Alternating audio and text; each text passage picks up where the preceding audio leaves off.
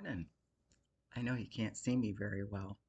The sun is shining and I can't bring myself to move away from it because it feels really good. I think we all need the sun. This is reading number 12 and it's the episode 29 and it's labeled Doctor Doctor. We found out in the last reading that Alden's vasectomy failed.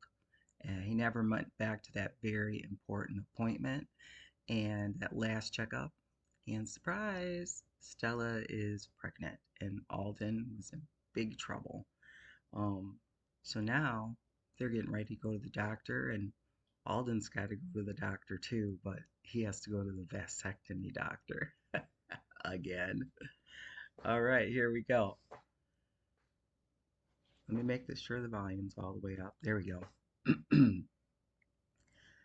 Stella had a doctor's appointment. She had to see Dr. Wills for them to confirm that she was indeed pregnant. Stella knew this was just a formality.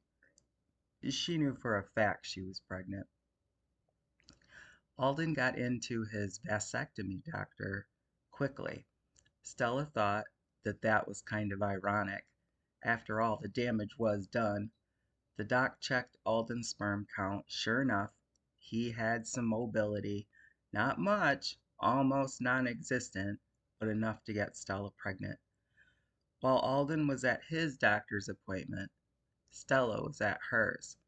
Stella sat in the waiting room. She was shocked to see a girl from the high school, obviously pregnant. She was only a year older than AJ and Mary, every parent's worst fear. Stella got called back. She was instructed to put on a gown, pee in a cup. Then there was a tap on the door. In walked Dr. Wills. "Hello, Stella." Dr. Wills looked at the results. "Baby number 7, huh?" Dr. Wills smiled.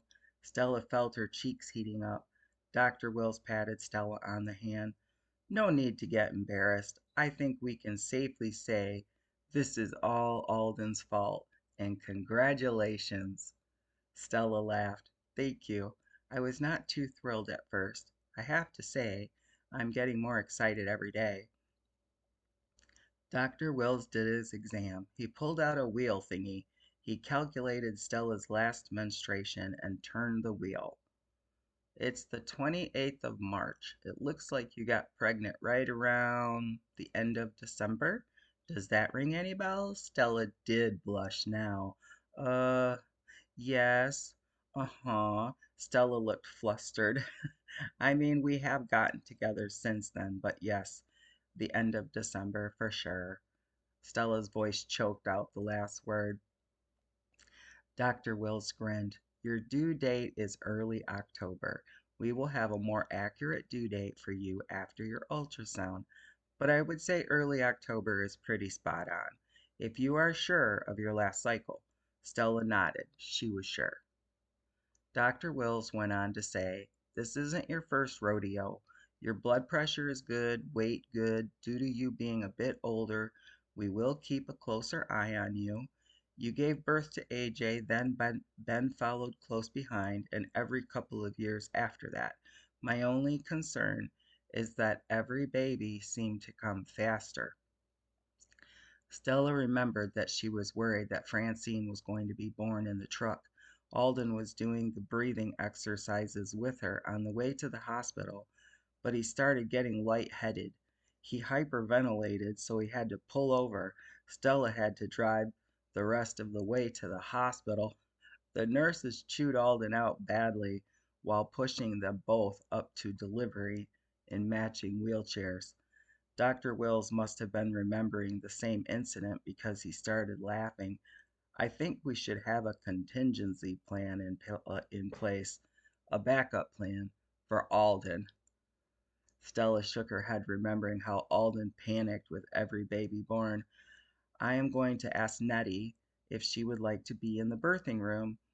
She never had any daughters, just Alden, so I think if she would like that, I would want her there. Annie has been in with me a couple of times. Everything went so fast. Annie almost did not make it once. Pop has agreed to be at the house to watch over the kids and what is going on there. Dr. Wills nodded. That's good. We do need to know ahead of time which two people you would like. As soon as you find out if Nettie would like to be there, just let us know.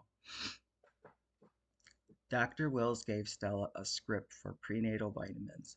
While Stella waited for some information that the nurse was printing off, Stella decided to call Nettie and see what she thought about being one of her coaches.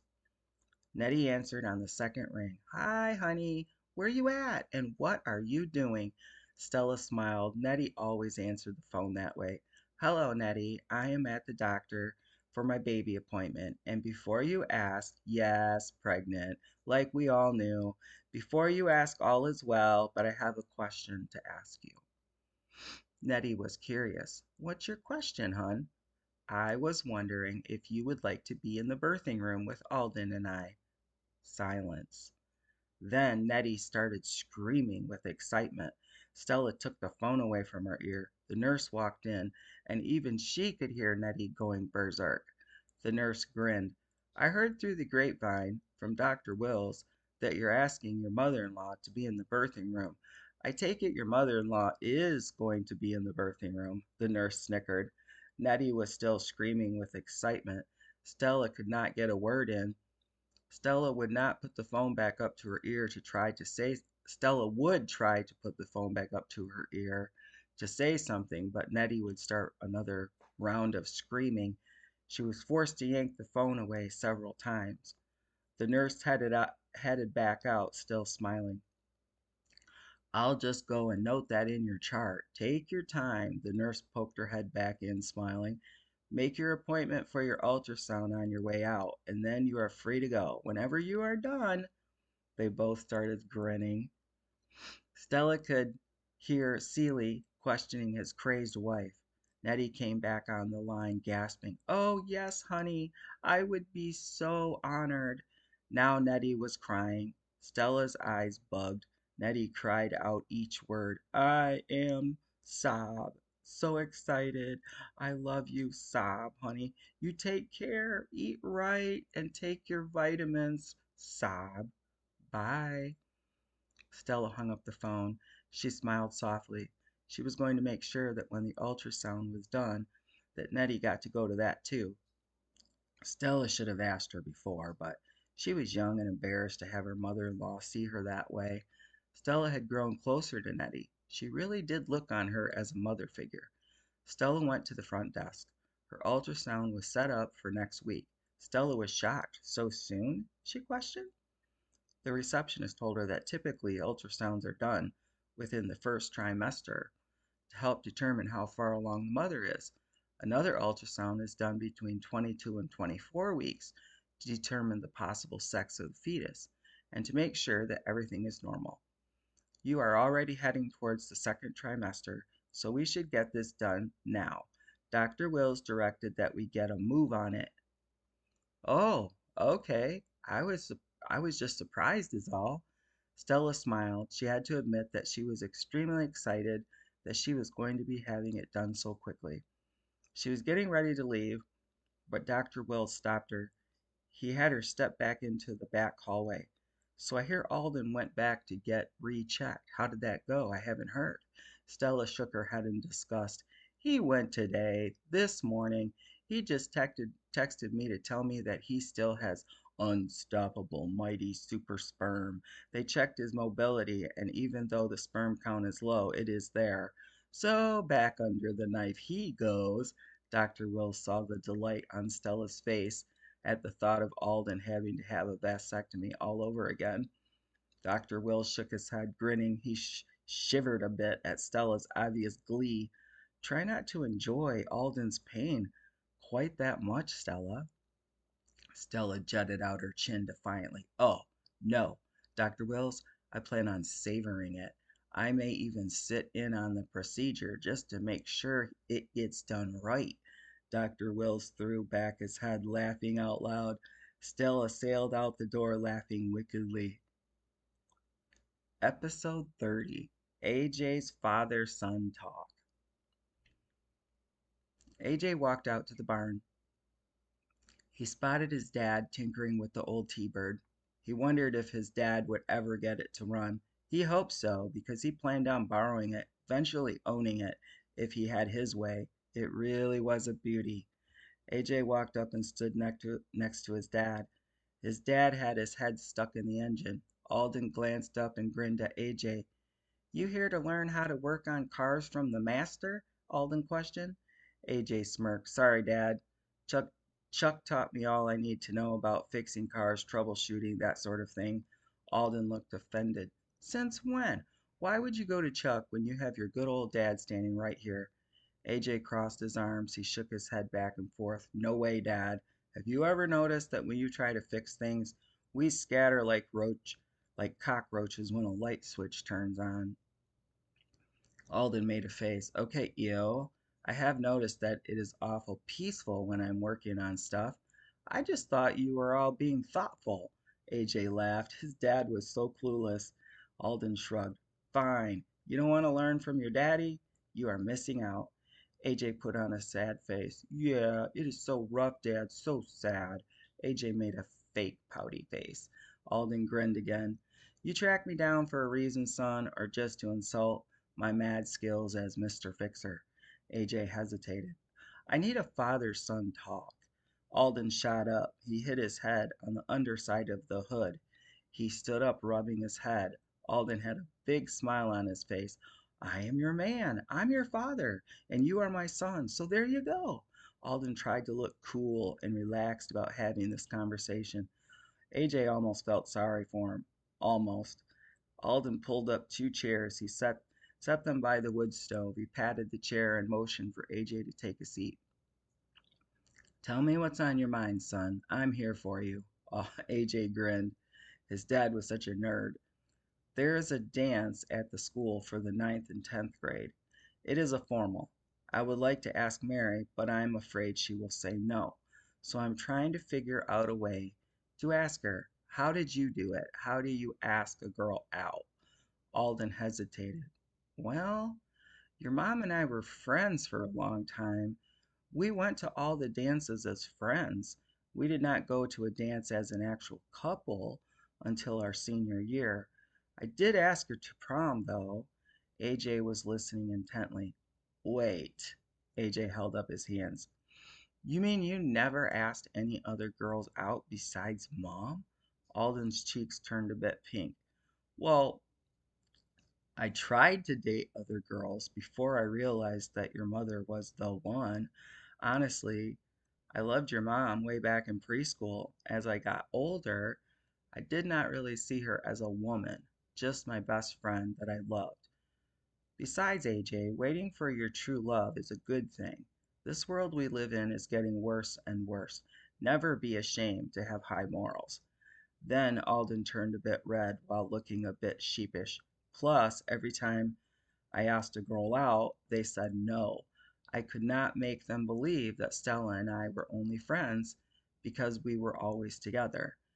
I found out later that your mother threatened to end them. One girl said that she could never go out with me because Stella would cut her." AJ whistled long and loud. "Go, Mom," AJ cheered. Alden looked at his son. He lowered his voice in confidence. He even looked around to make sure no one was listening. "I don't know if you know this about your mother, but she is extremely scary," Alden confessed. AJ tried not to smile, but his dad was so serious. "Back to my problem, Dad. Mom is yours," AJ said. "Oh, yes, like I said, I did ask your mom out to prom. It was very romantic. Well, I tried to be romantic. It did not exactly go as planned." "What did you do?" AJ wondered. "I dressed up in a gorilla suit. I rang her doorbell with balloons and chocolates in hand. I turned on your grandpa's boom box and sang to your mother. When I was done, she just stood there with an extremely serious expression on her face." "Well, then what happened?" Alden looked disgusted. Alden tossed the dirty rag. He started wiping his hands viciously.